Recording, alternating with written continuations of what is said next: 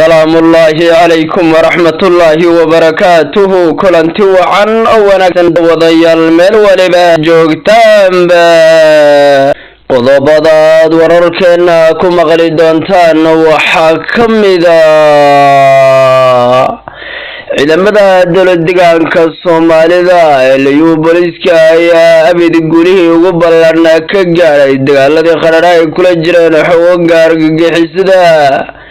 ciidanka deegaanka Soomaalida ayaa la sheegay gabi ahaanba inuu cagta mariyay xoogagii sida weyn uga dagaalamayay xuduudda dheer ee dowladdeegaanka Soomaalida iyadoo sidoo kale ciidamadu ay gacanta ku soo dhigeen xoogag kamid ah argagixisada oo lagu soo qabtay iyagoo dagaalamaya gacanta sidoo kale ciidanka deegaanka iyo shacabka gobolka Afdheer ayaa la sheegay inay soo qabteen xoogag baxsada oo dagaalkii dhawaan ka dhacay deegaanka Hulul ka baxsaday oo jid iyo jaha meel ay ka baxaan garan waay iyadoo la sheegay shacabku inay gacanta ku soo dhigeen xoogag hubaysan oo la sheegay inay hayeen xoogagii dhawaan ka dagaalamayay gobolka Afdheer ee dowladdeegaanka Soomaalida dowladda deegaanka Soomaalida iyo shacabka deegaanka ayaa moodaa si weyn inay uga hortageen xoogagga argagixisada iyadoo gabi ahaanba xoogagga argagixisada aan jaanis loo siinin baa la yiri inay dhex galaan bulshada iyo deegaankaba hase yeeshee xoogagga argagixisada jabka ka soo gaaray dowladdeegaanka Soomaalida ayaa noqday baa la yiri mid ay ku dayasho mudan tahay oo guud ahaan shacabka Soomaalida meel kasta ay joogtaan bay habboon tahay inay ku arintaasi ay ku qusqaataan ama ku dayasho mujana ka qaataan deegaanka Soomaalida sida weyn ula dagaalamay xoogagga argagixisada ciidamada dowladdeegaanka Soomaalida ayaa si weyn iskugu sii fidinaya xuduudda dheer ee guud ahaan deegaanka Soomaalidu uu la wadaaga dalweynaha Soomaaliya iyo dhaqdhaqaaqyada militariga aadka u ballaaran laga dareemayo guud ahaan xuduudda deegaanka Soomaalida uu la wadaaga dalka Soomaaliya iyadoo la sheegay sidoo kale ciidamo aad u tiro badan oo ka tirsan xoogagga liyu booliska inay gudaha u galeen gobolka Baay dhawaan ay ka soo duuleen xoogagga argagixisada sidoo kale ciidanka liyu booliska ayaa la sheegay maanta inay gaadheen degmooyinka ku hareeraysan gobolka Bakool sidoo kale deegaanka Aato ee dhawaanaha dagaalkii meesha ay ku soo qaadeen xoogagga argagixisada ama ay dagaalka gaadmadaha ka geysteen ayaa la sheegay halkaas inay baaritaan iyo howlgal aad u ballaaran ay ka bilaabeen ciidamada liyu booliska iyadoo abid ciidankii ugu cuslaa oo ka socda deegaanka Soomaalida uu gaaray gudaha Soomaaliya maxay noqonaysaa baa la yiri markii ugu horeysay oo 10,000 oo askari oo ka tirsan ciidanka liyu booliska ee dowladdeegaanka Soomaalida si ballaaran looga howlgeliyay gudaha Soomaaliya sidoo kale militariga dalka Soomaaliya iyo ka Ethiopia ayaa la sheegay inay garab weyn ama qayb libaax ay ka qaadanayaan soo afjaridda xoogagga argagixisada loogu guda jiro gabi ahaanba inay goobihii ay ka soo duuleen ama goobaha ay kaga dhuumaalaysanayaan xuduudda deegaanka iyo gobolka Bakool guud ahaanba cagta la mariyo iyadoo abid hubkii ugu cusla iyo ciidamadii ugu tirada badnaa oo ka soconaya dowladdeegaanka Soomaalida ay si weyn ugu sii wajahan gudaha Soomaaliya qodobadaas iyo qodobo kale oo faahfaahsan ayaan warkeena ku eegaynaa taariikhdu waxay ku beegan tahay 26 bisha 7 2022 haddaynu guda galno wararkeena oo faahfaahsan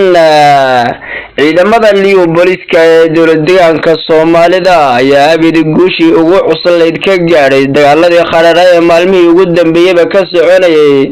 xuduudda dowladdeegaanka Soomaalida uu la wadaaga dalka Soomaaliya ciidanka liyu booliska ee dowladdeegaanka Soomaalida ayaa la sheegay jabkii abid ugu cuslaa inay gaarsiiyeen xoogagga argagixisada iyadoo dagaaladii ka dhacay xuduudka sida gobolka Afdheer iyo Shabeelle la sheegay inay abid jabkii ugu cuslaa uu soo gaaray xoogagga argagixisada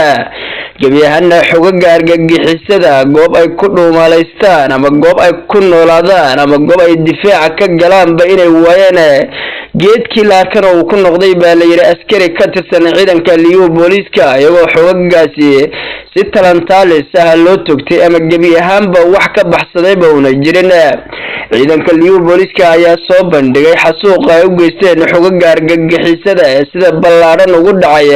ayagoo xogaga argagixisada jabka ku dhacay xasuuqa ku dhacay oo lama filaan ku noqday sidoo kale ciidanka deegaanka iyo shacabka gobolka Afdheer oo si weyn isu garabsanaya ayaa la sheegay shakhsiyaad maalmihii ugu dambeeyay ku dhuumaalaysanaya gobolka Afdheer ama kamid ah xogagii dhawaan soo weeraray gobolka Afdheer ee dagaaladii ugu horeeyay deegaanka Soomaalida ku soo qaaday dagaalkii qaatay 4 maalin ka socday deegaanka Holhol ka tirsanaa oo dhawaan si baxsad ah gobolka ugu faafay inay gebi ahaanba la soo qabtay shacabka gobolka Afdheer ayaa la sheegay inay gacanta ku soo dhigeen ugu yaraan 4 shakhsi oo kamid ah raggii ka badbaaday dagaalkii Holhol ee dhawaan halkaasi xasuuqaadka ugu baahan lagu geystay xogaga argagixisada ayadoo shakhsiyaadkaasi gacanta loo soo geliyay ciidanka liyu booliska ee dowladda deegaanka Soomaalida dagaalkii ka dhacay Shabeelle ayaa la sheegay in lagu soo qabtay argagixiso aad u tiro badan oo ciidanka deegaanka iyo shacabka gobolka Shabeelle dagaalkaas oo ka dhacay degmada Feerfeer iyo deegaanada ku hareeraysan ayaa la sheegay abid jabkii ugu cuslaa in loogu geystay xogagaasi ayagoo meydadkooda iyo dhaawaca iyo kuwa sida nool ugu qabtay ay tirabeel noqotay